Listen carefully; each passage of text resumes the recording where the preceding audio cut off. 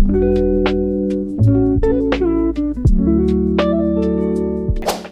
guys, and welcome to Picture This, my brand new podcast where I invite photographers on to help you guys learn a bit more about photography with your favorite creators.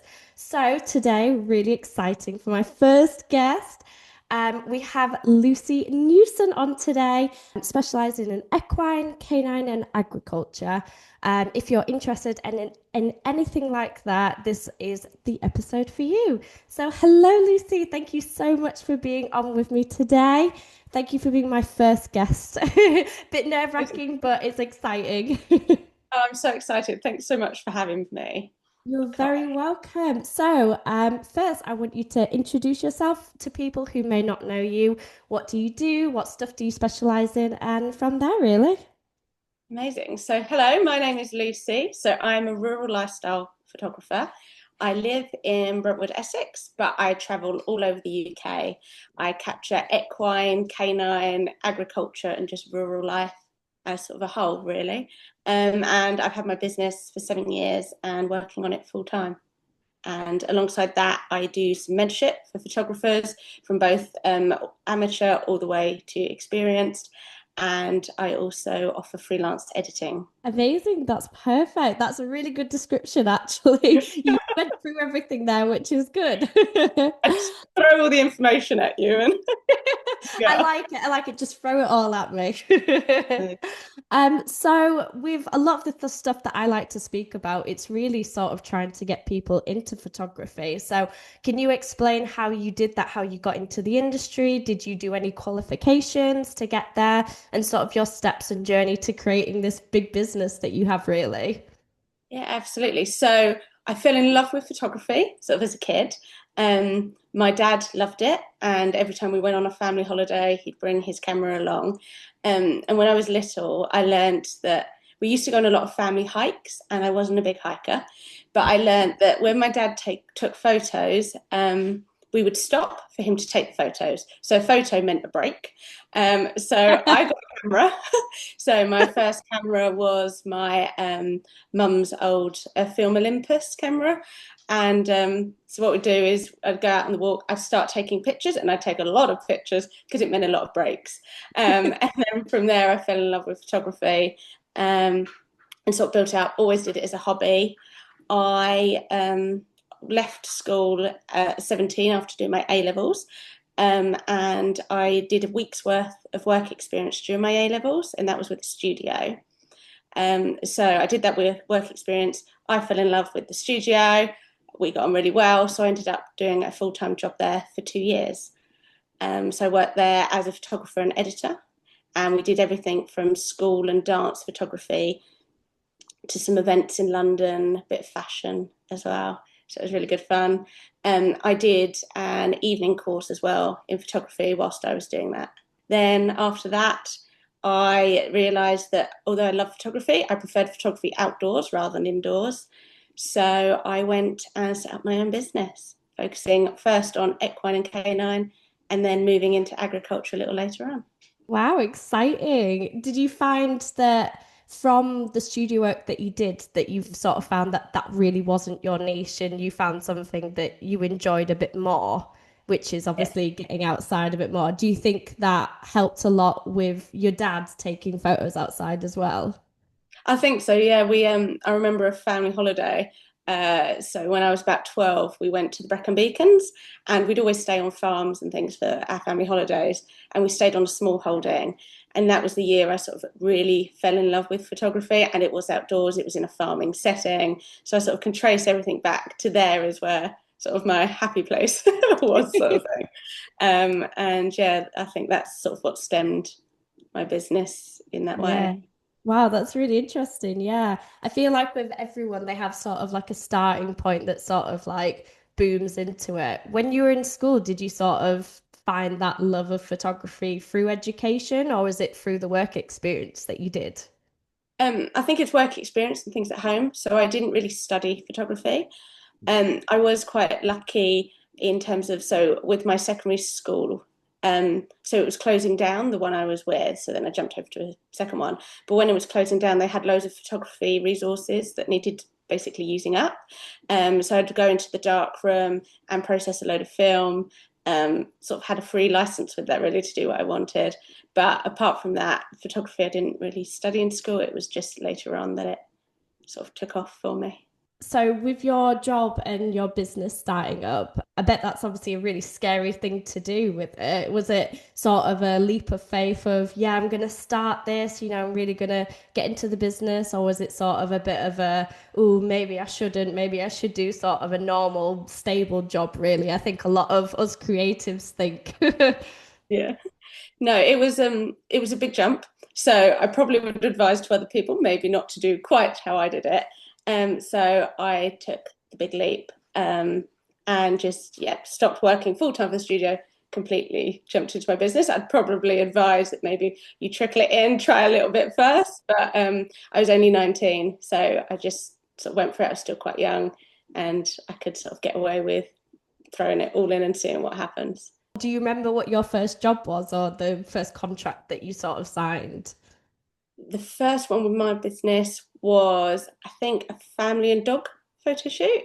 I think it was somebody I knew, and then yeah, they booked on, and that was my first one. And then I like grouped quite a lot together at the start to sort of really go for it. So friends, family, and everyone booked in, and then that sort of set it off. When did you find out that you were obviously you still do dogs and canines and stuff like that? When did you sort of find out that that really was your niche? Was it obviously when you started the business, or is it later down the line when you sort of found a bit more of a niche? So I started straight away as dog and equine because I knew I wanted animals involved. I'd done a lot of horse riding when I was younger, loved dogs, so I thought it was a no-brainer start there. And then, yeah, as I got, I think 2 or 3 years in, so just after COVID, I then jumped into sort of the agriculture and farming side because I love agriculture. Decided I wanted to photograph cows and sheep and found a way to do it. I feel like with a lot of speciality, you find your niche in sort of how to photograph subjects in the best light. So obviously, children, I find you have to sort of act like children half the time to photograph them. With dogs, obviously treats and their favorite toys. How do you sort of find animals like cows and stuff in their best light? How do you sort of work with them to create really awesome photos? A lot of it's patience. So especially if I'm photographing a field of cattle, I essentially walk into the field and then I wait. Certain breeds of cattle are much more inquisitive. So then as they start to come over, that's when sort of the good photos are to take. Others a little bit more reserved and held back. So you just sort of wait, or I would even step back further and capture them so they hardly realise I'm there. Every animal is sort of different, but it's sort of a waiting game. I chat to the owners, the farmers, um, but yeah, knowing sort of animal body language and the way to sort of how they hold themselves, which is most flattering for the animal. Have you found that there's a specific animal that you prefer, or is it just all animals in general? Love all animals. I do have a soft spot for cows. Do love photographing a cow and sheep as well. I mean, when I start, the list could go on. Chickens, ducks, Yeah. any animal. And yeah, I'm having a good time, really. I just feel like, how would you say to someone who's interested in sort of agriculture and working with animals, what sort of advice or tips would you give to people who want to start out in that sort of industry? Well, my biggest one, which I say to everyone, is what I've just said basically, learning sort of their body language, learning how to show them in their best light, in terms of how they should be standing. So if you're photographing horses, you tend to want them standing quite square on, and just different things like that. So you, like by square on, sort of you want all their 4 feet lined up if you can. Um, and yes, it's just different sort of tips and tricks sort of for each animal that you sort of pick up along the way, and also being comfortable, being patient. So a lot of the times when you jump into a photo shoot, you're feeling pressured that you need to keep taking the photos because you're being paid to take the photos. A lot of the time, especially in agriculture and things, you're waiting for the moment. So there's a lot of time of just waiting, a bit like photographing nature, except yours is a little more planned. And yeah, you just work with patience. The right moment will always come. Oh, absolutely. I feel like with everything, it's always patience with it.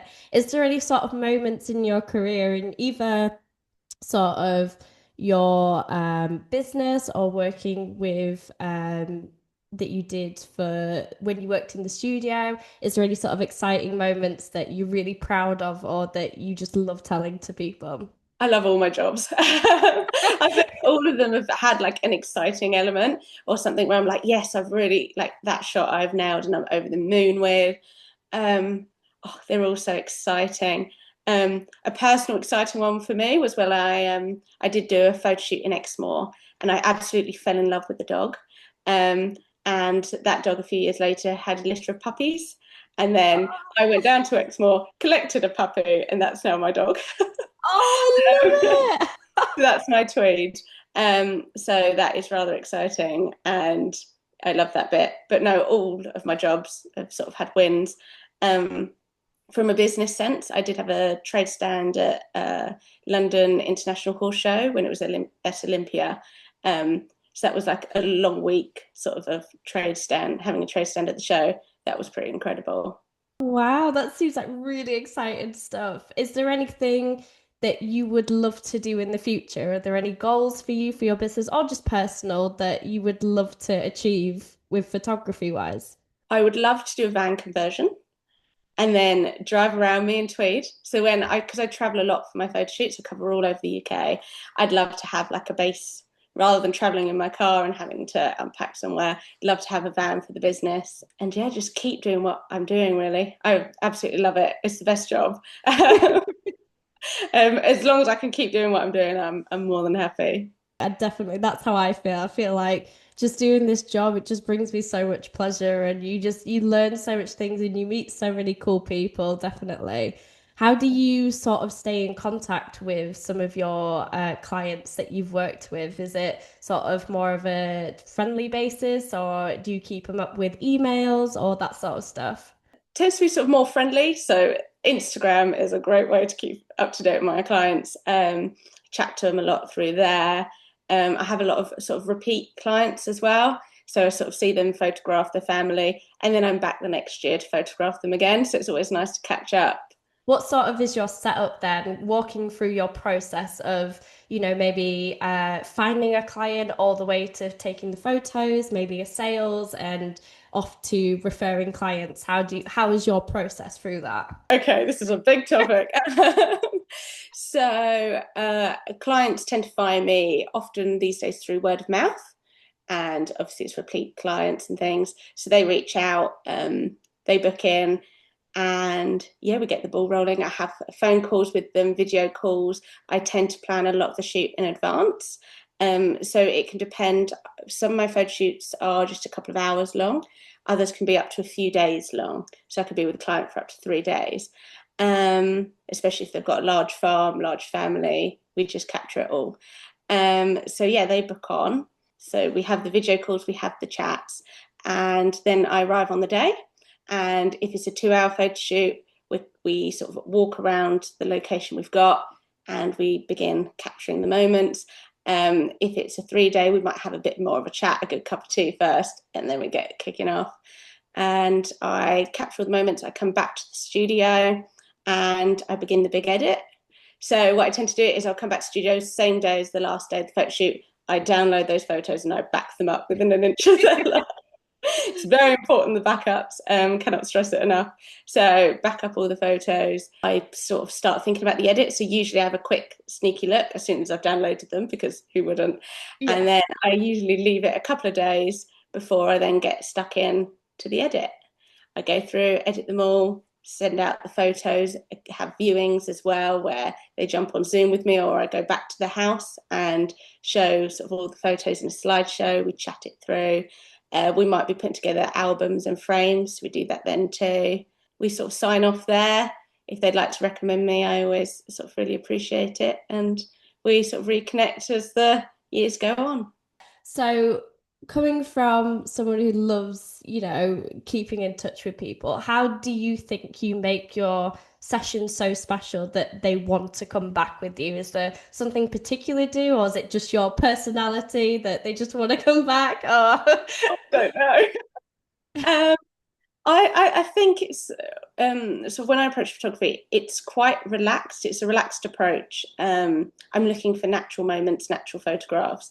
So it's more on a sort of friendship basis rather than a sort of business to client basis. So I learn a lot about them. They learn a lot about me. Usually, I like to check in on their animals. Later down the months, if I know that someone's dog is pregnant and things, I check how the puppies are. So that's sort of how we keep reconnecting and catching up.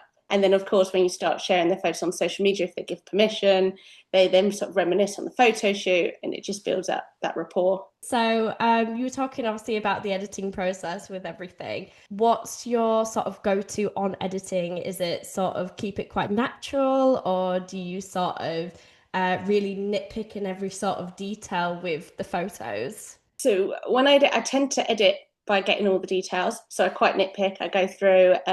So if I'm doing a horse shoot, I will go and edit out any fly that might be remotely in the photo, even if it's so tiny you can hardly see it. I've got a Yeah. massive screen, and I really go in and like edit each one out. But for the overall look at the end, I want it to look like I haven't edited it. That's my sort of target. So I'm looking for natural colours, natural tones. But behind the scenes, it's all sort of very detailed. I remove distractions. If there's something in the background I don't want, I take that out. But try and keep it looking as natural as possible. That I feel like that's very much what I try and manipulate in sort of a sense with it. How have you found sort of the environment outside? I know obviously with the British weather it can be quite hard with it raining.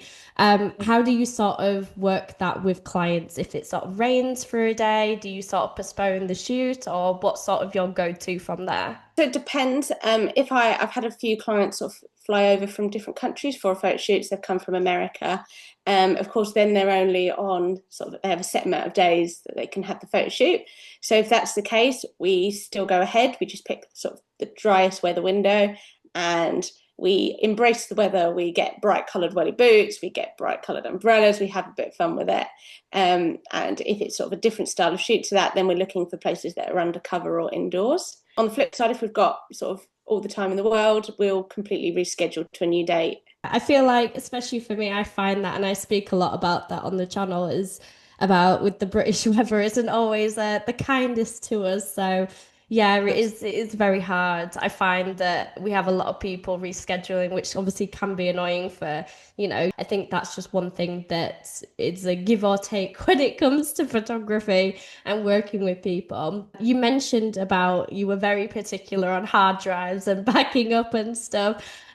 What is your setup with that? So mine, I personally don't use cloud storage. It's just a decision I made. So I do everything with hard drives. So I have a hard drive backup for my hard drive, which then has another backup for that hard drive. So I sort of run a channel of hard drives that I sort of run through my computer. I advise sort of a cloud storage for a lot of people, just for my setup and sort of how I work. I quite like having a physical hard drive, although there's pluses and minuses to having one. I like it. I love that, definitely. I feel like I've had too many scares that are like you've lost a photo or, something's been brought up and you can't find someone's old photos. So I definitely, hard drives are the way to go for me, definitely. You I have a mentioned spreadsheet as well. So I have a a spreadsheet, spreadsheet. and then I love so with that. everyone's name, and then how far I've backed them up. And so when I download the photos, obviously have the raw files, so then I back them up. And then you've got sort of your edited files, and then you might have your sneak peeks. So all these different sort of folders. And I have a spreadsheet to make sure that they're all backed up. So I can find exactly which hard drive they're on, they're all numbered, and do it as a sort of system. I like that. I definitely I'm gonna go ahead with that. That's a good system actually. I've never heard of that before, but I do like that. When did you first create that? When I started. So that was a plus side of working with a studio. I learned sort of all these sort of storage sort of tips because then we had, I mean, maybe at that time about 20 photographers bringing in photos constantly. You needed such a sort of clear way of finding all the images.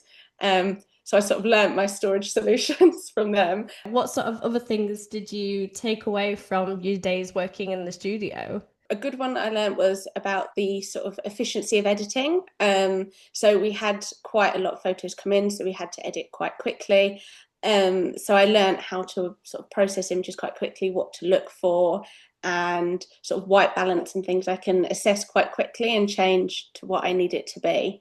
So that was a very good lesson. I also learned things like studio lighting, which in a different circumstance I might not have had the opportunity to learn. And I still do a little bit of studio work now, so it sort of carried through. Do you feel like that sort of helped make where you are today, really? Oh, absolutely. Yeah, it was. I mean, I think education is very important, but the sort of the overall skills and lessons I learned by practically doing it, I think really helped me. Do you feel like, even though you didn't do sort of photography and education, do you think that still didn't really matter? And, the studio work, do you feel like that sort of really helped progress to where you are as well? Yeah, I think so. Sort of the owner of the studio really wanted to sort of help me learn. So when I arrived, I'd never edited a photo or anything like that. So sort of a job role came up for an editor. And although I'd never edited, I went and sort of applied for that role in the business. She gave it to me. She taught me how to edit. I self-taught myself. So it was getting an education, almost like an apprenticeship essentially, but getting an education through the work. Yeah. So I don't think I necessarily missed out by not doing education, but I think either route is a great way in. Yeah, no, that's perfect. I think we also talk a lot about this on the channel. I have a lot of people come to me, ask about education and sort of which is the right route for people. I think a lot of people know my stance on it as it doesn't necessarily need education to get to where you are. I mean, I never went to university or anything like that. I did fully work experience and got a job from there from it. But I think it really sort of depends on sort of your stances, if you're sort of more of a study person or if you're sort of more of a, just jump in and work with people and stuff like that with it. Do you feel like working with clients in the real world really helped you with your business as well, jumping straight into that? Oh, absolutely. Yeah, you learn how to sort of interact with clients, how sort of the whole process works. So when I sort of jumped to my own business, I could take a lot of the skills I learned sort of with me. I'm quite sort of studious as a person as well. I do love learning. So I did a lot of sort of self-teaching and self-learning, which I think also added in. I think you can get a load of educational resources on YouTube. I'd sort of brainstorm loads of pictures on Pinterest and things like that, and you can start to find your style and carry it through. You mentioned that you do mentoring and stuff like that. How is that sort of going through? Are you enjoying it? Is that something that you're really passionate about as well? Oh, I love it. I really do love it. So I'm quite passionate about the art of photography as a whole. And sort of, I think it's really important that people learn how to sort of document their own life through photography. So I absolutely love talking about it. I think the better sort of photographers we have, the better the industry gets, and the more sort of knowledge we can spread. Going from there, what sort of advice would you give to people who you mentor or are interested in getting into something like photography? So if they're just starting out, my top advice is to always carry something that you can take photos with, whether that's a phone or a camera, with you at all times and be up for taking photos. So whenever you go anywhere, because that's how you'll learn what you love to photograph, what you're not such keen on photographing, learns you to work with light and things. So that would be my top advice for someone starting out. If it's someone that's wanting to go into it for business, then my top advice would be to get a mentor. I've always had mentors myself. I think they're very, very good. But if you can't maybe afford to invest in a mentor, then use YouTube as your mentor or use sort of Pinterest images, use the wonderful World Wide Web to find your sort of inspiration and sort of just guide you a certain way. So obviously you work with a lot of mentees and stuff like that, I'm guessing, who are interested in agriculture and canine and stuff that you sort of do. What sort of advice do you give to someone who is specifically trying to get into that type of industry? Oh, so if they're starting out, again, as I said before, same thing, learning about those animals, learning about their body language, learning how to get the information sort of that you need from your clients on how you can best photograph your animals. So if you're photographing a dog, learning to make sure you ask about nervousness, reactiveness, different things like that. And also just find how to find their clients and finding sort of the niche that they're going into. sort of within the space. So I photograph more of a lifestyle sense. So I'll do a lot of portraiture, but it's very heavily lifestyle. Whereas somebody who might still be doing the agriculture side might be photographing animals for sale and things like that. So that's a sort of a different style of photography within the same unit. So yes, finding where their niche is, where they're happy, and just learning about the animals. If they already know the animals and then their photography, they can. I always advise shooting manual. I get a lot of my sort of mentees very quickly into using manual and sort of trusting their gut.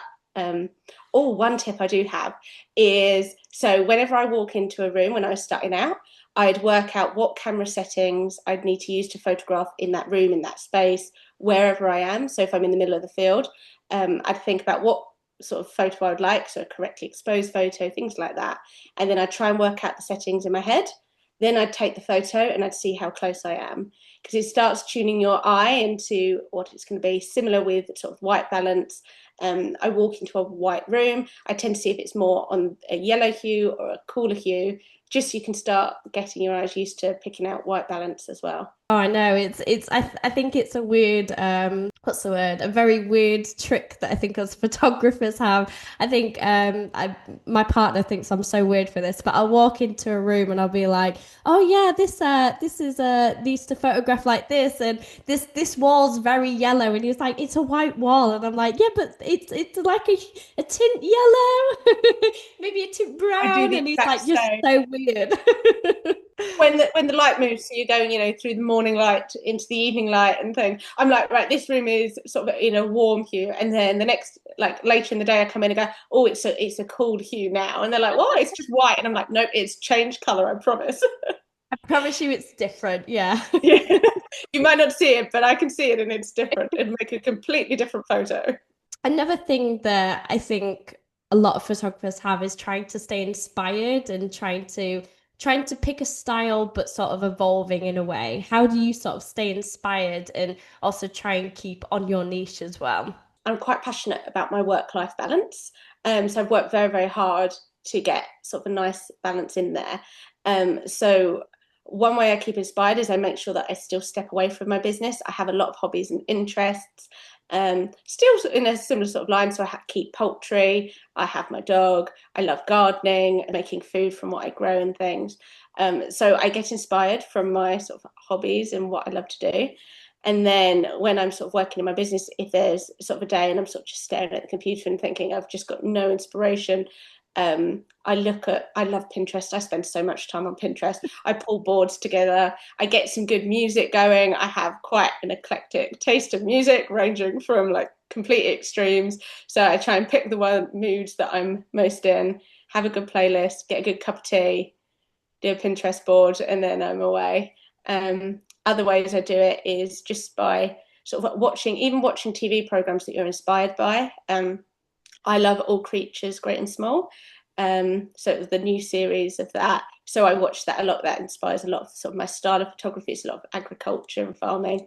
So it's just finding things that sort of light your heart on fire. And I love it. I love Pinterest. I feel like I spend so much time on there. I could get so explored. I've got like loads of different Pinterest boards that are like people and then like dogs. And I think that really helps to keep inspired. On this channel, we're very much for my business. I like to promote mental health and feeling confident in front of the camera. How do you think, obviously you spoke about work-life balance and stuff like that. How have you found running a business has sort of maybe affected your mental health and made you become more impacted by work-life balance? it's quite, you have really good days, and then you have days when you're like, oh, I'm not quite sure how I feel today. I think at the beginning, sort of, I really went in on my business, which I think sort of it will ebb and flow. Sometimes you really need to put all of it in, other times you can sort of pull back. So yeah, at the start, I did not have the work-life balance sorted. It was a lot of work, so I'd get up very early and then work all the way sort of through. So gradually over time, sort of, I maybe not quite burnt myself out, but I started realizing that I couldn't sustain how long I was doing. So I had it anyway, my ducks, but I got my dog, that sort of broke it up. We had to go on walks. I've got a very active working Cocker Spaniel. He needs the attention, he needs the games. And then that sort of started opening up windows of time where I added in sort of extra sort of pockets of things that I love to do and sort of balanced it out. I think, yeah, with business, it's tricky because especially if you're self-employed and you're not working as part of a team, you spend a lot of time on your own. So it's all about finding your network and sort of community. Um, I'm very lucky. I'm very close to my family. So every day I'm telling them what I'm doing, what I'm up to, who I've seen.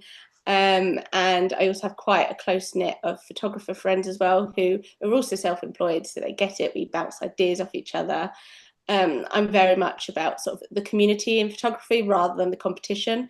I think that, you know, just building up a community of people we can chat with, brainstorm ideas, say, oh, this has gone a bit rubbish, you know, what could I do? I feel like photography is very competitive sometimes, I think is the best word to put it. It's a lot of people very much on their own, just trying to do the best that they can in the industry. Obviously, I know we are going through sort of a loneliness epidemic at the moment. How do you sort of advise people who maybe are on their own and maybe looking out for a community of people? Sort of how did you sort of find that community that you could speak to other people about maybe business or even photography in general? You've got different things. You've got organisations you can join in photography.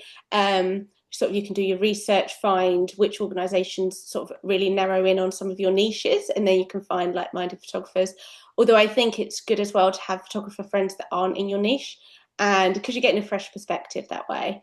And then I would also look for sort of networking groups, so local networking groups.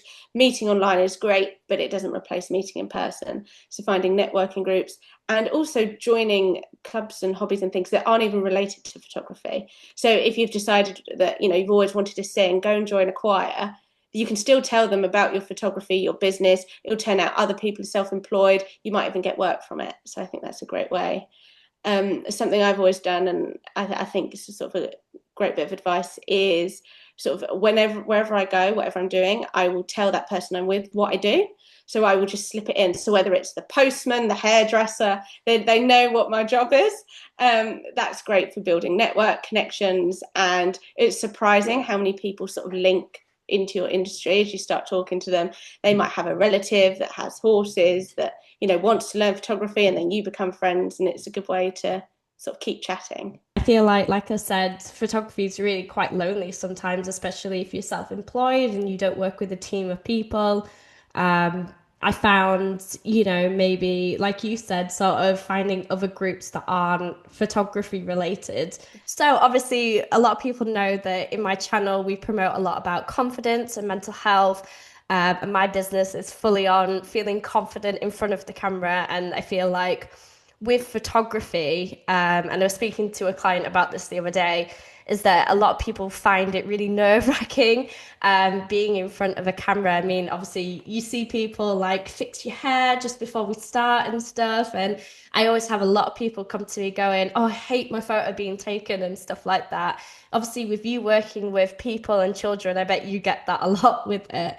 How do you sort of help people feel confident in front of a camera and sort of improve their confidence along the way, especially if you're spending like 2, 3 days with people? I think as photographers, we need to keep in mind that once we pick up the camera, we're changing the dynamic in the room. We become sort of the more feared thing because we got the camera, we're documenting it. So I think it's very important as photographers, we realize once we pick up the camera, we need to equalize the confidence. We want ourselves to be confident so we can direct the shoot, but we equally want our models, participants to be confident too, whether that's human or animal. So it's finding the best way to do that.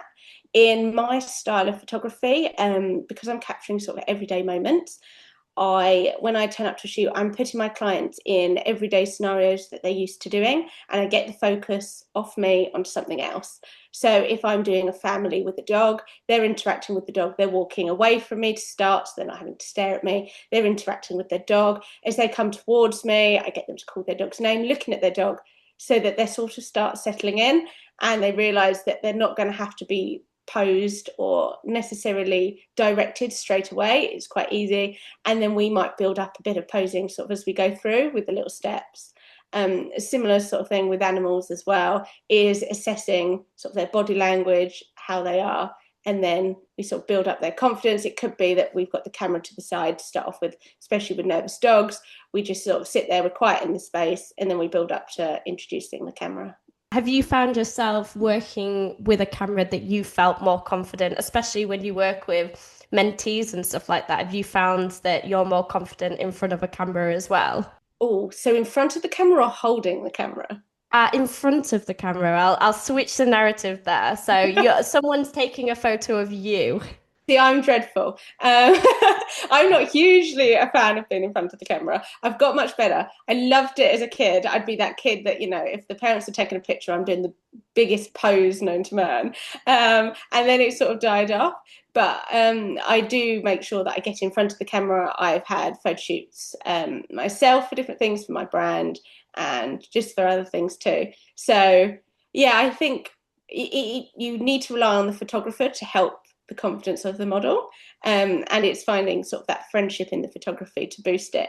But I'm probably much more confident holding the camera than I am on the other side. Yeah, I think a lot of photographers are like that.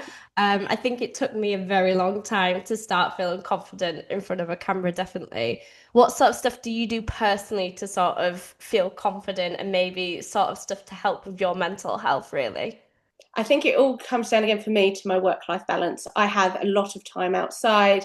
I do a lot of walking. I do spend a lot of time sort of with the poultry. I have a chicken with a very wobbly leg at the moment, so I spend a lot of time sitting out with this chicken that's building up confidence in this little leg as it walks around. And yeah, I get outdoors a lot. I'm very close to my family. I'm close to my friends. I speak to a lot of people, and I just find things in the day. My sort of goal is every day I want to have found and done something that I absolutely love. So even if I've got a really heavy work day, I'll find a pocket of time and I'll go and sort of read a few pages of a book outside, something that's, exciting and sort of breaks up the day and adds a nice bit of, at the end of the day, you can go, oh, I'm grateful that I got to do whatever that was. Oh, I love that. That's such a lovely answer. I love that. For the last bit that we're going to do, we're doing a quick fire round.